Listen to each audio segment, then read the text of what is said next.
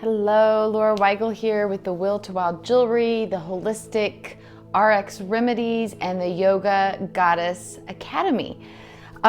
So today, what I want to talk to you guys about today is something really near and dear to my heart. It's about how to heal a broken heart using crystals, and how will crystals help you to heal a broken heart. The reason that's so important to me is because that's actually the reason I even got into using crystals, was because I had a shattered, broken, devastated heart, worse than anything that you can imagine. So just a tiny bit about what broke my heart so much was that I had twin babies, boy and girl.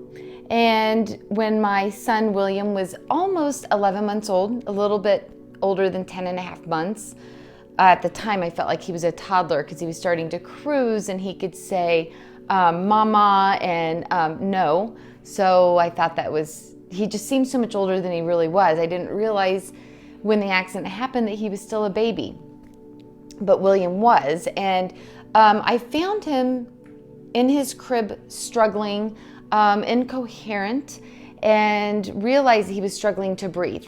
So that led to a severe brain injury due to, it looked like an aspiration. And this is William. Now, William, say hi. William. Oh, William.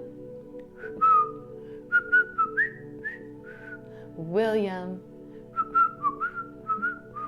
William. Whoa, whoa, whoa, William. Whoa, whoa, whoa, William. Whoa, William. Whoa, William.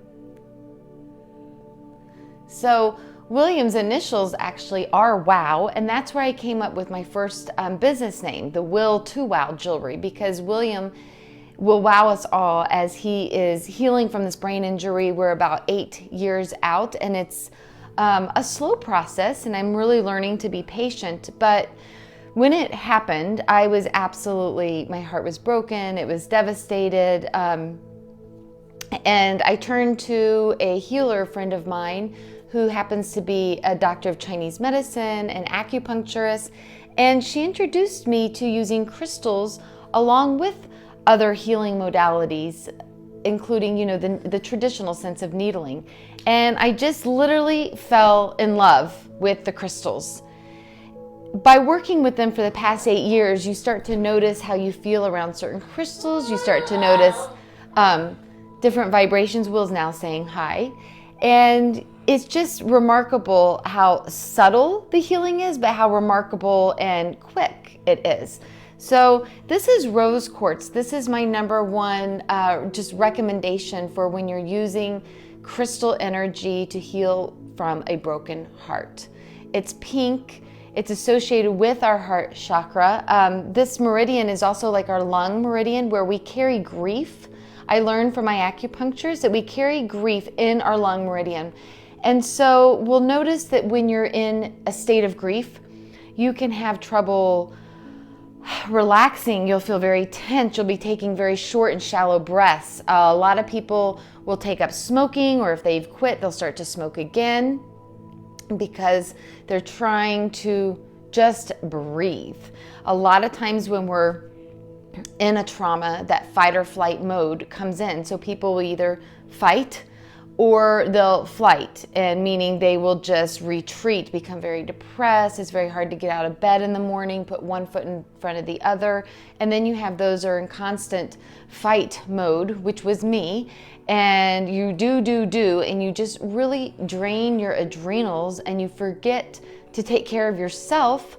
I felt so guilty to do anything for myself after Will's accident because I felt like I can't leave him for a second. I had to be taking care of him. I had to be stretching him and doing this. And of course, people would tell me that I needed to take care of myself, but it didn't really click until I finally took the time and did something for myself. And when I came back, I realized how much better I felt, how rejuvenated I felt. And I realized that taking care of myself was actually doing a service for my son, for my family, not just for myself.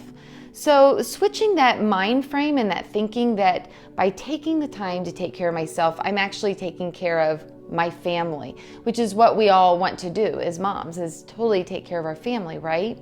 So the way I started to use the crystals was by holding them, by being in their energy, by meditating with them. Because think of it in terms of this. Crystals are obviously a solid. Their vibration, the energy being emitted from the crystals, are always going to be the same. It's going to be frequency, throwing out frequencies of pink light ray, the ray of light of pink, and it's going to stay the same. Now, our bodies, when you think about us, we're very fluid. We are over 70% of water. So our energies are ebbing and flowing with the way our thoughts and our feelings are continuously changing from hour to hour. I've had one client in particular was saying, well, I'm a yoga teacher. I do this work every day. All my chakras are open and balanced, and I don't understand why I'm having trouble with some sacral chakra issues. And I had to remind her that even though we're doing the work, we're ebbing and flowing, we're changing, which is why it becomes a practice. Meditation's a practice. Yoga's a practice. Doing our rituals are a practice that we incorporate in our day-to-day lives. So as we're ebbing and as we're flowing, we're staying in balance. Now, rose quartz is my recommendation when we're trying to stay in balance in our heart chakra, when we need extra self-love, when we need to heal this heartache. And as I was saying before, I do this by being in direct physical contact with the crystals. One reason for that is to be in close contact with their frequency, but also because they're made up of minerals. And our body is made up of skin, which is the largest organ in our body, and we can absorb these minerals. That's the main reason I started making crystal jewelry, was to be in that energy rather than putting in my pocket or taping them to my body or putting them in my bra, but actually wearing the energy of the crystals on me in jewelry, because crystals are beautiful, right? So that's one way to do that, okay? Another way is if you're using rose quartz, it is a quartz-based crystal. It's very hard, which means it can go in water. Put it in your drink, put it in your water, put it in your bathtub.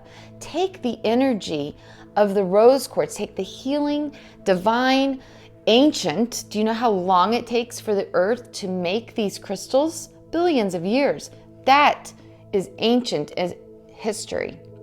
Ancient knowledge, better said, and taking that internally, okay? And when you get this, set that intention, to help heal my heart, to help heal my grief and my heartache, and just to send myself some of this loving, nurturing energy that I need so badly right now while healing from this heartache. Set it on your nightstand, sleep by it. These are just a few of my tips for really starting to work with these crystals. And of course, if you want to know more about working with the crystals, contact me. Follow me on Facebook, Instagram. I'm the Will to Wild Jewelry pretty much everywhere, but my private Facebook group is Holistic RX Remedies. So when I work with clients one-on-one, that's kind of what we come up with. We do a crystal reading. We work a little bit with a pendulum. I first send you a quiz on crystals, and then after that reading, I sit in my meditation and I come up with your own RX prescription of holistic things, including yoga poses, meditations, affirmations, crystals to use, herbs and teas to use.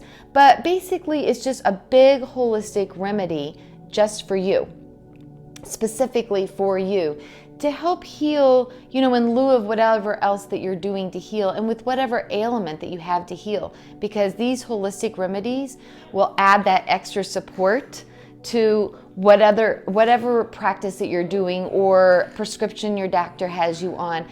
But my belief is our body has a natural ability to heal. So let's support our body in the most holistic ways that we can, so that whatever remedies we're using are going to work.